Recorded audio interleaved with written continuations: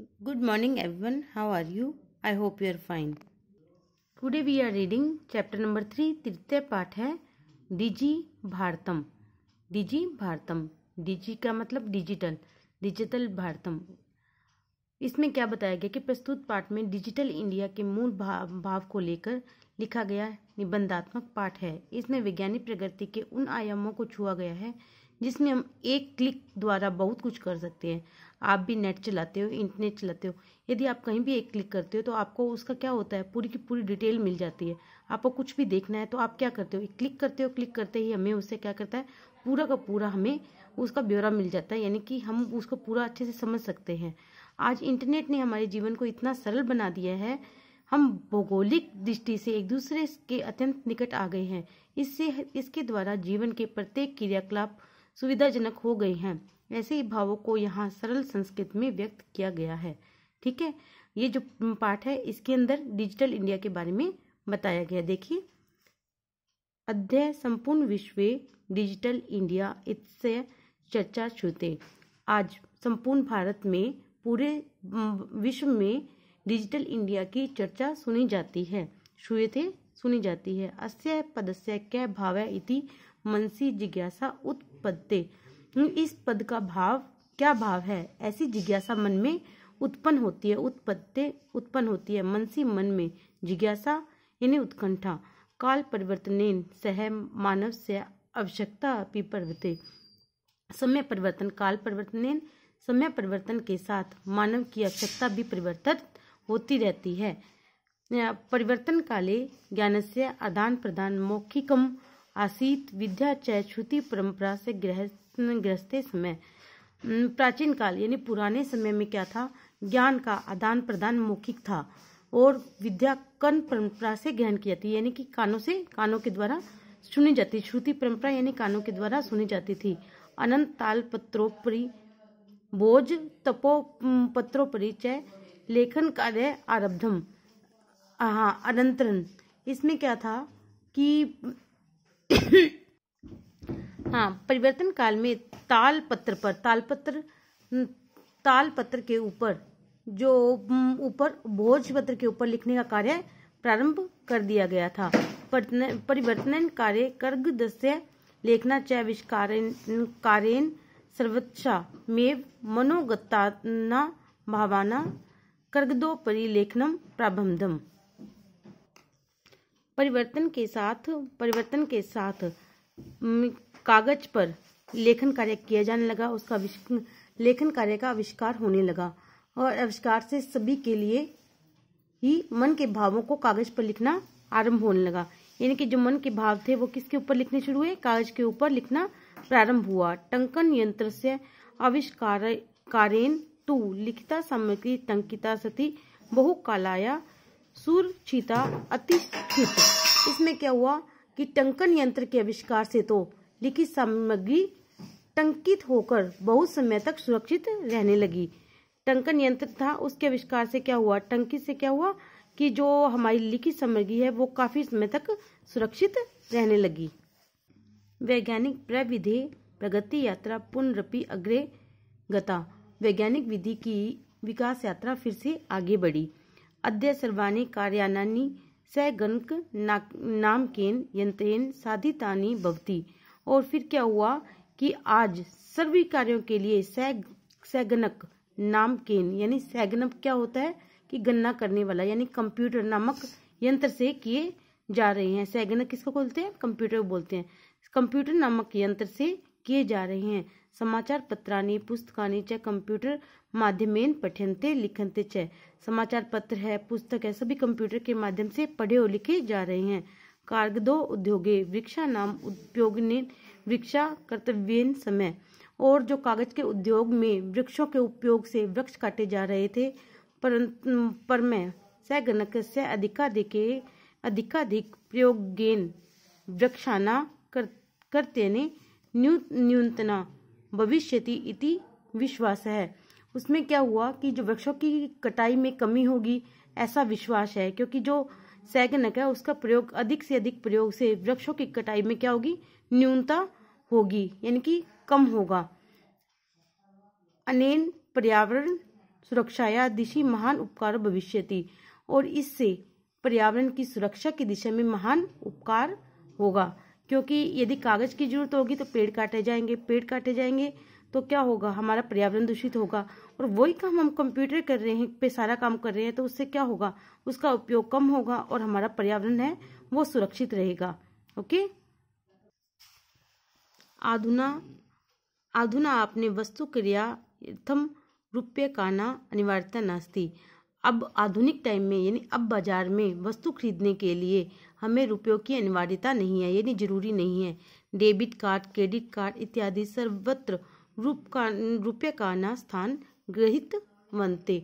अब जो debit card है और क्रेडिट कार्ड है ने सब जगह रुपयों का स्थान ग्रहण कर लिया है। स्थान ग्रहित बनतो यानी कि स्थान ग्रहण कर लिया है। वित्त कोशस्य यानी कि बैंक से, बैंक जो है वित्त कोशस्य क्या होता है, बैंक से। चापी सर्वादि कार्यानि से गणक यंत्रेण समाधानते। तो और जो बैंक में सभी कार्य कंप्यूटर के माध्यम से ही की जाते हैं कि सैगन यंत्रेण यानी कि किससे होते हैं, कंप्यूटर के माध्यम से हो रहे हैं। बहुविधा और बहुत से प्रकार के अनुप्रयोग, इसको क्या बोलते हैं, एपीपी। बहुत से प्रकार के अनुप्रयोग मुद्रा हिनाय विनिमय, ये क्या होता है, कैशलेस ट्रांसलेशन सहायक संति, जो मुद्रा विनिमय के लिए सहायक होते हैं। जो कैशलेस ट्रांसलेशन है यानी कि पैसे को हाथ से ना देना ना लेना और उसका फिर भी ट्रांसलेशन होगा, एक दूसरे के पास पहुंच गए, इसका प्रयोग बहुत ज्यादा हो रहा है। इसे क्या बोलते हैं, एपीपी बोल रहे हैं। ठीक है, ओके। इसे हम क्या बोलते हैं, अनुप्रयोग यानी ऐप बोलते हैं इन्हें। ठीक है, एपीपी का मीन्स क्या हो, ऐप। मुद्रा हिनाय विनिमय कैशलेस ट्रांसलेशन सहायका संति। Okay, understand. देखिए नेक्स्ट, कुत्रापि यात्रा करणीया भवेत् रेलयान यात्रा पत्रस्य वायुयान यात्रा पत्रस्य अनिवार्यता अद्य नास्ति। कहीं भी यात्रा करने के लिए आपको रेलगाड़ी की टिकट पत्र और हवाई जहाज की यात्रा के लिए टिकट की अनिवार्यता नहीं है। सर्वादि पत्राणि अस्माकं चल दूरभाष यंत्रे ईमेल इति स्थाने सुरक्षितानि भवन्ति, यानि संदृश्य वयम सैकर्येण यात्राया आनंद ग्रहीतम। और सभी पत्र हमारे मोबाइल फोन में ईमेल के माध्यम से क्या रहते हैं, सुरक्षित रहते हैं और जिन्हें दिखाकर हम आसानी से यात्रा का आनंद ले सकते हैं। उन्हें दिखाकर हम यात्रा का आनंद ले सकते हैं। चिकित्सालय उपचारार्थ रुपये का नाम आवश्यकतार्थ नानुभूयते। और चिकित्सालय में भी यानी कि हॉस्पिटल्स में भी हम उपचार के लिए रुपयों की आवश्यकता का अनुभव नहीं करते। सर्वत्र कार्ड माध्यम ई बैंक माध्यम शुल्क प्रदातु सकते। और सभी में हम कार्ड के माध्यम से यानी डेबिट कार्ड वगैरह उनसे और ई बैंक के माध्यम से हम पैसों को शुल्क जो है वो हम जमा करवा सकते हैं। ओके, समझ आया।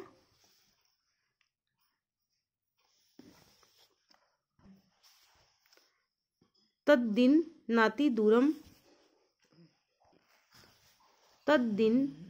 दूरम यदा वयम हस्ते एकमात्रं चल दूरभाष यंत्रमादाय सर्वाणि कार्याणि साधयितुं समर्था भविष्यामः। तो वह दिन दूर नहीं है जहां पर हम हाथ में एकमात्र मोबाइल को लेकर फोन लेकर सभी कार्य करने में समर्थ होंगे। यानी कि एक दिन ऐसा आएगा कि हाथ में सिर्फ हम मोबाइल लेकर हम सब कार्य करने में समर्थ हो जाएंगे। वस्त्र पुट के रुपये का नाम आवश्यकता न भविष्यति। और जेब में रुपयों की आवश्यकता नहीं होगी। पासबुक चेकबुक इत्यादि आवश्यकता न भविष्यति। और पासबुक और चेकबुक की भी आवश्यकता नहीं होगी। पठन कार्य पुस्तकान्य समाचार पत्र अनिवार्य समाप्त पार्य भविष्यति। और पढ़ने के लिए पुस्तकों और समाचार पत्र की अनिवार्यता जो है वो भी भविष्य में वो भी खत्म हो जाएगी। लेखनार्थ अभ्यास पुस्तिका करगद्य व नूतन ज्ञानेन वार्तम शब्दकोशस्य व अपि आवश्यकता न भविष्यति। और लेखन कार्य के लिए अभ्यास पुस्तकों के लिए कागज की और नूतन ज्ञान के लिए शब्दकोश की आवश्यकता नहीं होगी। अपरिचित मार्ग से ज्ञानार्थ मार्गदर्शकम मानचित्र से आवश्यकता अनुभूति अपि न भविष्यति। और अपरिचित जो जिस मार्ग को आप जानते नहीं हो उसके ज्ञान के लिए आपको मार्गदर्शन के लिए मानचित्र की आवश्यकता की अनुभूति की जरूरत नहीं होगी, क्योंकि आजकल जो मैप है वो क्या है, मोबाइल पे इंटरनेट के माध्यम से हम कोई भी रास्ता अभी भी हम देख सकते हैं। एतत् सर्व एकमेव यंत्रेण कर्तुम शक्यते, इसके लिए सिर्फ एक ही यंत्र की जरूरत पड़ेगी। ओके, शाकाद्री कर्यार्थम फल कर्यार्थम और विश्राम गृहे कक्ष सुनिश्चित कर्तुम चिकित्सालय शुल्क प्रदातुम विद्यालय महाविद्यालय चापि शुल्क प्रदातुम किम बहुना दानमपि दातुम चल दूरभाष यंत्रमेव अलम डिजि भारत इति अस्या दिशि वयम भारतीया द्रुतगत्या अग्रे रामय। और इसमें क्या बताया गया है कि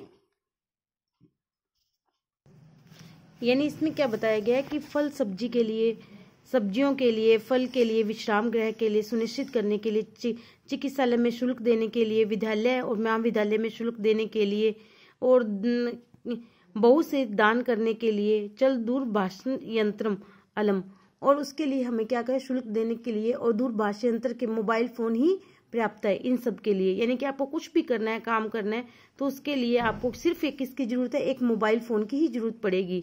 और इस प्रकार जो डिजि भारत है, डिजिटल इंडिया की है दिशा में हम भारतीय तीव्र गति से यानी द्रुत गत्या यानी तीव्र गति से हम क्या हो गए, अग्रसर हो रहे हैं, आगे बढ़ रहे हैं।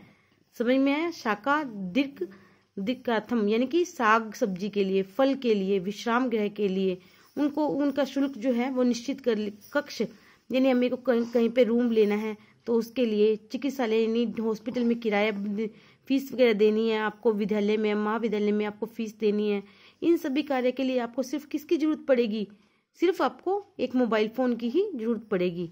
और इस भारत यानी कि डिजिटल इंडिया की के लिए की दिशा में जो हमारा भारत है वो तीव्र गति से आगे बढ़ रहा है। Okay, understand? समझ आया आपको लेसन? आप इस लेसन को अच्छे से ध्यान से देखिए, पढ़िए और इसको अच्छे से ट्रांसलेट कीजिए। Okay, thank you, have a nice day.